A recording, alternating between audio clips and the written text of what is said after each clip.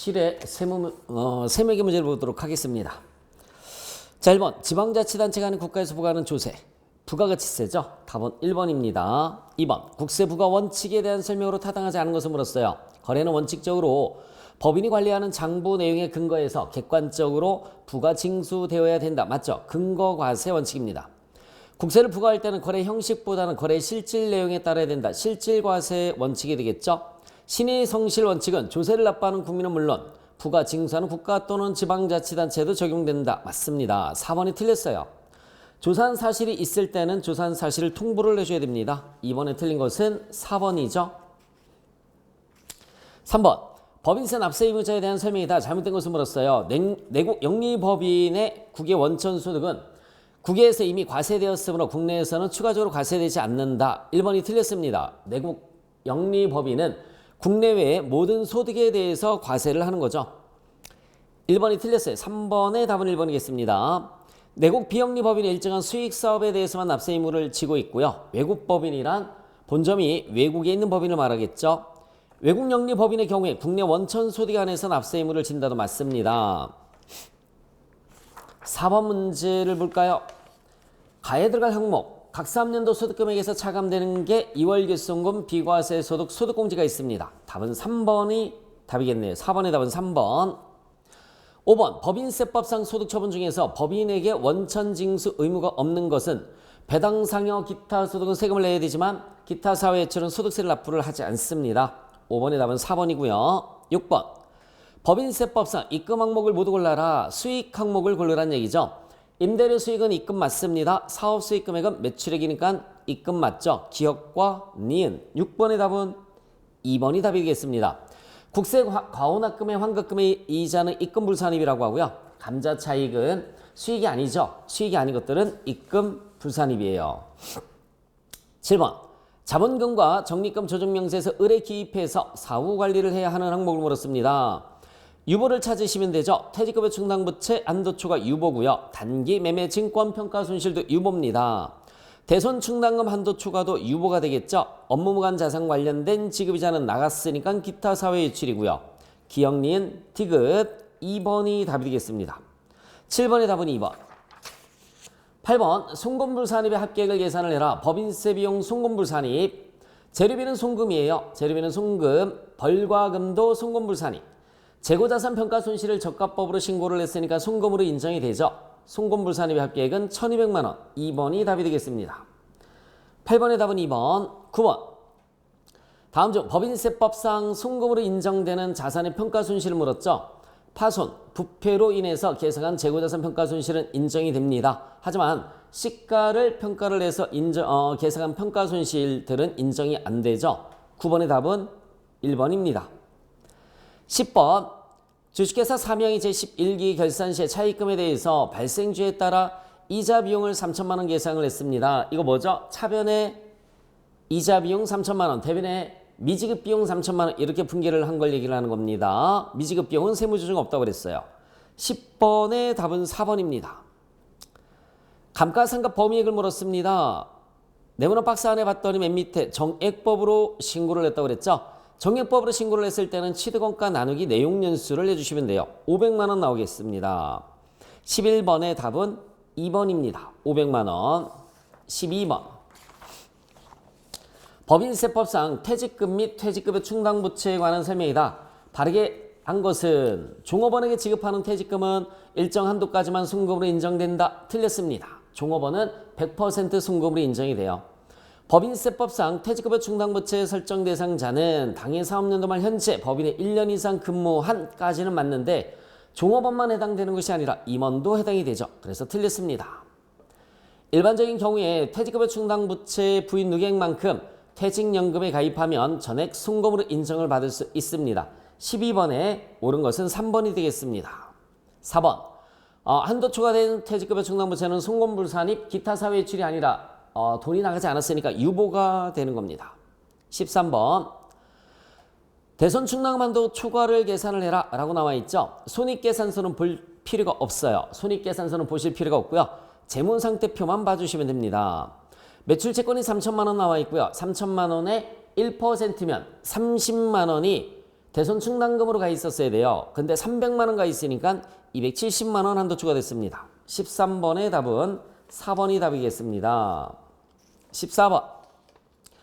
접대비에 대한 설명 중 바르지 않은 것을 물었어요. 법인세법상 접대비는 일정 한도에까지만 송금으로 인정이 된다. 맞죠? 접대비 송금 한도에 계산할 때 사업연도 월수에 따라서 기본 한도가 틀려지죠.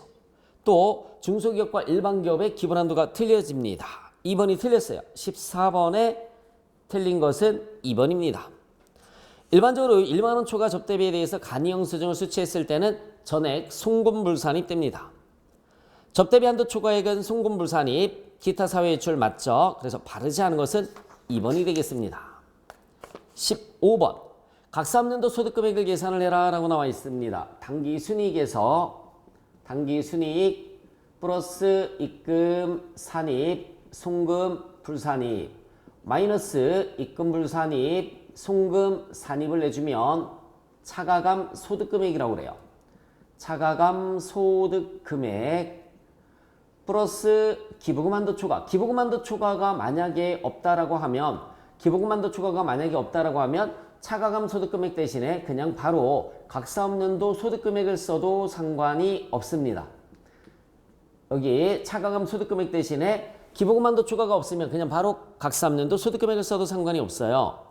기부금 한도 초과 200만 원 나와 있고 당기 순이익이 2억 원 나와 있습니다. 자본금과 적립금 조정명세서는 다른 거 다 보실 필요가 없고요. 감소의 합계와 증가의 합계만 보시면 돼요. 증가의 합계, 여기 플러스 증가의 합계는 850만 원. 감소의 합계가 요 마이너스를 뜻하는 겁니다. 감소의 합계가 얼마 들어가시면 되냐면 830만 원이 들어가시면 돼요. 830만 원. 결국 20만 원만큼은 늘어나는 거죠. 그러면 2억 20만 원이 차가감 소득금액이 돼서 2억 220만 원이 각 사업연도 소득금액이 됩니다. 15번의 답은 2번이 답이겠습니다. 15번의 답은 2번. 16번. 기부금에 대한 세무 조정을 해라 라고 나와 있어요.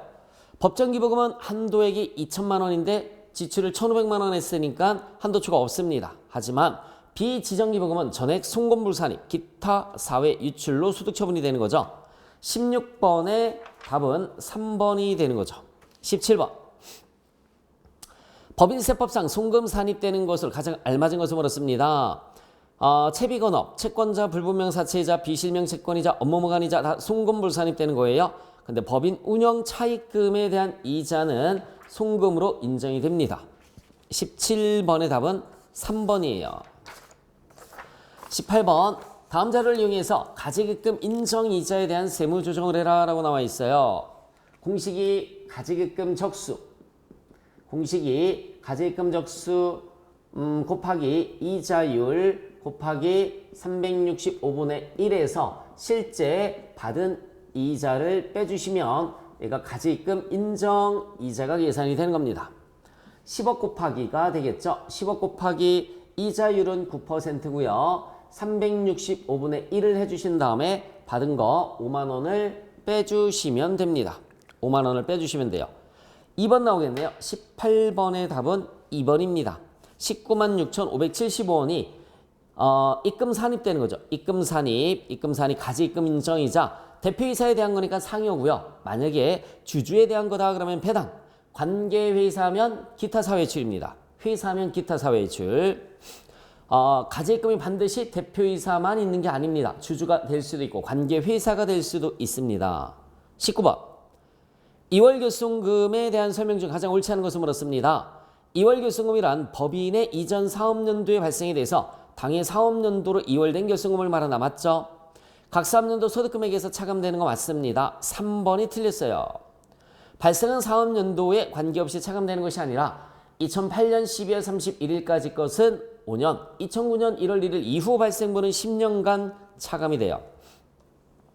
19번의 답은 3번이 틀렸습니다. 동그라미 4번에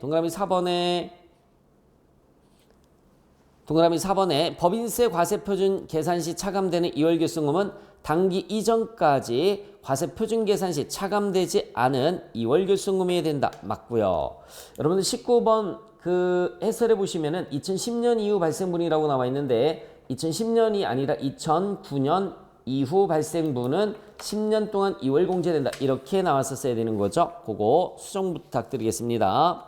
해답에 2010년이라고 나와 있는데 10년이 아니라 2009년이에요. 20번 문제를 보겠습니다. 법인세를 감면 여부와 관련 없이 법인세법이 규정한 일정 한도 이상의 세액을 납부하도록 하기 위해서 마련한 제도를 최저한세라는 말을 쓰죠. 그래서 20번의 답은 4번입니다. 21번. 옳지 못한 것을 물었어요. 소득세 과세 대상은 개인의 소득. 맞습니다. 거주자의 경우 납세지는 주소지죠. 2번이 틀렸네요. 2번이 틀렸어요. 21번의 답은 2번입니다. 21번의 답은 2번. 종합소득세율은 7단계 누진세율로 구조되어 있다. 맞죠? 7단계입니다. 소득공제제도 있습니다. 옳지 못한 것은 2번이었고요. 22번. 필요경비 인정되지 않는 것을 물었어요. 이자 소득하고 배당 소득이죠. 그래서 답은 1번이 답이겠습니다. 22번의 답은 1번. 23번 문제를 보겠습니다. 소득세법에서 규정하고 있는 근로소득에 대한 설명 중 바르지 못한 것을 물었습니다. 근로소득 금액은 근로의 제공으로 인해서 받은 봉급, 급료수당, 상여 등 총 급액에서 근로소득 공제액을 차감한 금액이다. 맞죠? 근로소득 공제는 비과세를 제외한 총 급여액의 일정 비율을 곱해서 계산하는 거 맞습니다. 일용 근로자는 10만 원 맞고요. 동그라미 4번이 틀렸습니다. 7월 1일에 취직했다라고 해서 월로 환산해서 계산하진 않습니다. 월할 계산하지 않아요. 근로소득 공제는 월할 계산이 없습니다. 23번에 틀린 것은 4번이 답이 되겠습니다. 24번. 총 급여액을 물었어요. 자, 계산기 바로 눌러볼까요? 급여가 3천만 원 나와 있죠. 급여 3천만 원에서 상여금이 500만 원 나와 있고요. 학자금이 500만 원 나와 있습니다. 식사대는 10만 원까지는 비과세니까 2만 원만 계산해서 24만 원. 자가운전보조금 20만 원까지 비과세니까 6만 원 곱하기 12개월에서 72만 원. 계산해주면 4,096만 원. 4번이 답이 되겠네요. 24번의 답은 4번입니다. 25번. 다음 중 다음 년도 5월 달에 과세표준 확정 신고를 하지 않아도 되는 거주자로 가장 알맞은 사람은 누구인가? 동그라미 1번에 토토복권에 당첨이 돼서 세금을 공제하고 12억 원을 수령을 했습니다. 무조건 분리과세죠. 답은 1번이네요. 25번의 답은 1번입니다. 2번에 음식점 사업소득이고요. 3번에 컴퓨터 프로그램 개발하는 것 프리랜서죠. 특정 사업소득이고요. 4번도 프리랜서는 특정 사업소득이니까 2, 3, 4번은 5월 달에 신고를 해줘야 돼요. 26번. 부동산 임대 총 수익 금액을 계산하면 얼마인가? 라고 물었습니다. 7월 1일에 임대료 8천만 원을 받았어요. 1년간. 그럼 딱 6개월치만 계산을 해주시면 되겠죠? 4천만 원입니다. 26번의 답은 2번에 4천만 원이 되는 거예요. 27번. 종합소득공제에 대한 설명 중 가장 옳지 않은 것을 물었습니다. 보험료 세액공제는 여러분들 12%고요. 장애인 보장성 보험료가 15%예요. 27번의 답은 1번입니다. 그냥 보험료라고 나오면 12%고요. 장애인 전용 보장성 보험료 이렇게 나왔었어야지 15%가 되는 거예요. 특별소득공제나 특별세공제를 신청하지 않은 근로소득자도 표준공제 13만 원만큼은 받을 수가 있습니다. 표준세액공제 13만 원 받을 수 있고요. 자녀세액공제는 한 명은 15만 원, 두 명은 30만 원. 3명 이상이 됐을 때 두 명 초과시마다 30만 원의 세액공제를 받을 수가 있습니다. 30만 원의 세액공제를 받을 수가 있어요. 오타 났습니다. 20만 원이 아니라 30만 원의 세액공제를 받을 수가 있어요. 오타 났습니다. 자, 옳지 않은 것은 어쨌든 1번이고요. 4번. 연금계좌 세액공제는 400만 원을 한도로 해서 12% 세액공제를 받을 수가 있어요. 이것도 급여에 따라서, 급여 총액에 따라서 조금씩 12%짜리가 있고 15%짜리가 있습니다. 퇴직연금 계좌가 있을 때는 300만 원을 추가로 한다. 맞습니다. 그래서 연금계좌 세액공제는 12%짜리도 있고 15%짜리도 있어요. 급여 총액에 따라서 틀려집니다. 틀린 것은 1번이었어요. 28번. 의료비 세액공제에 해당하는 것을 물었습니다. 외국에서 지출하거나 미용 목적은 안 됩니다. 한약 구입한 것도 안 되고요. 장애 회복을 위한 수술비 2번이 답이 되겠습니다. 28번의 답은 2번. 29번 9월 15일 급여를 지급하면서 연말정산을 했습니다. 다음 달 10일까지 납부하면 되는 거죠. 다음 달 10일까지니까 2번이 답이 되겠습니다. 29번의 답은 2번이에요. 30번 원천징수에 대한 설명을 옳지 않은 것을 물었어요. 원천징수란 소득을 지급하는 사람이 소득금액을 지급할 때 소득자가 내야 할 세금을 미리 징수해서 납부하는 제도 맞죠? 원천징수 장점은 탈세 방지, 조세 수입의 조기 확보와 평준화, 징세 비용 절약 맞습니다. 세금을 절약하는 게 아니라 징세, 세금을 걷는 비용을 절약할 수 있겠죠. 완납자 원천징수란 원천징수로서 별도의 확정신고 절차 없이 당해 소득에 대한 납세 의무가 종결되는 경우로서 까지는 맞아요. 근데 종업원의 근로소득은 예납자 원천징수죠. 나중에 연말정산을 우리가 따로 하잖아요. 3번이 틀렸습니다. 30번에 틀린 것은 3번이고요. 예납자 원천징수는 납세 의무 종결을 위해서 별도의 확정신고를 해줘야 되는 거 맞습니다. 틀린 것은 3번. 31번. 부가가치세법상 사업장에 관한 설명이다. 옳은 것을 물었어요. 사업장마다 사업자 등록을 하지 않았을 경우에 매입세 공제를 받을 수 없죠. 사업자는 사업장마다 사업자 등록을 해야 한다. 31번에 2번이 맞습니다. 사업장 단위로 납부하는 게 원칙이고요. 주사업장 총괄 납부는 신청한 자만 가능한 거죠. 세금계산서 규모 및 수치는 주사업장에서만 이루어지는 게 아니라 사업장별로 이루어지는 거고요. 주사업장에서만 이루어지는 경우에는 사업자 단위 과세제도 ERP 프로그램 쓰는 데만 가능한 겁니다. 옳은 것은 2번이었어요. 32번 부가가치세법상 재화와 용역의 공급 시기에 대한 설명이다. 옳지 않은 것을 물었어요. 단결부 판매는 인도되는 때, 장결부 판매는 대가의 각보분을 받기로 했을 때, 외상 판매도 인도되는 때 32번에 3번이 틀렸습니다.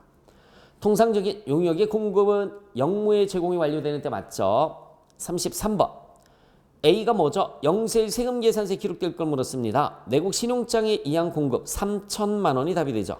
33번의 답은 2번입니다. 33번의 답은 2번. 34번 과세 표준을 물었습니다. 매출 애누리와 매출 할인 차감하는 게 맞는데 차감했잖아요. 또 차감하면 안 되고요. 연체이자는 계산에 반영하지 않습니다. 그냥 3억 원이 답이네요.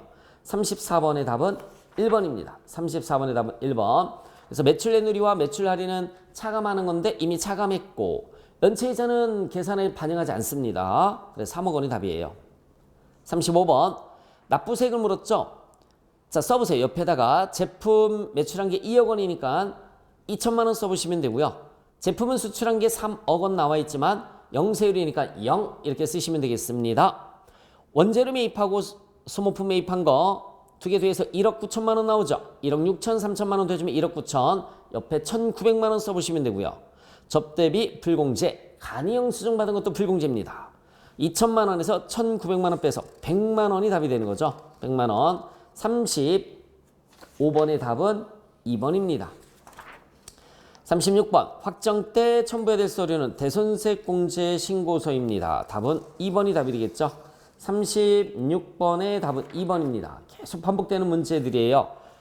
37번 영세율과 면세에 관한 설명이 더 옳지 않은 것을 물었어요. 영세율 적용 대상자는 사업자 등록 의무가 있으나 면세 적용 대상자는 맞죠? 소득세법이라 법인세법에 의해서 합니다. 영세율만 환급되고요. 면세는 환급이 안 돼요. 37번에 틀린 것은 2번이 되겠습니다. 37번의 답은 2번. 영세율 적용 대상자는 세액이 0이라 하더라도 신고해 줘야 되고요. 면세 포기할 수 있습니다. 38번 다음 중 부가세가 면제 또는 제와 면세되는 제와 또는 용역이 아닌 것을 물었어요. 토지에 임대는 과세예요. 토지의 공급이 면세죠. 주택의 임대 면세. 국민주택의 공급은 면세입니다. 38번의 답은 역시 1번이 답이 되겠습니다. 39번 세금계산서에 관한 설명이다. 옳은 것을 물었어요. 매입세 공제받기 위해서는 여러분 매입자는 등록번호만 들어가면 돼요. 틀렸습니다. 그래서 세금계산서는 적색과 총색 모두 발행을 해줘야 되겠죠. 그래서 한 장씩 나눠 갖는 거예요. 재화를 공급할 때마다 매번 세금 계산서를 발행하지 않고 월 합산 세금 계산서를 발행할 수 있습니다. 가산세 없어요. 당연히 가능한 거죠. 3번도 틀렸죠? 4번이 맞네요. 필요적 기재사항을 기재하지 않았을 때 불성실 가산세 적용되는 거 맞습니다. 40번. 자, 부가세 신고서를 작성을 했을 때 바르게 기재한 것을 물었어요. 상품 접대비는 일반 매입, 부가세 포함해서니까 11,000원에서 부가세 제외시키면 만원이죠. 접대비가 부가세 제외해서 2만원. 그래서 두 개 더해서 3만원이 일반 매입에 가면 되고요. 기회장치는 고정자산 매입에 가면 돼요. 기회장치는 고정자산 매입. 그리고 공제받지 못할 매입세액이 2,000원 들어가시면 됩니다. 3만원에 2만원, 2,000원 들어가 있는 거 1번이 답이 되죠. 1번. 40번의 답은 1번입니다. 7회 문제까지 모두 풀어봤습니다. 수고하셨습니다.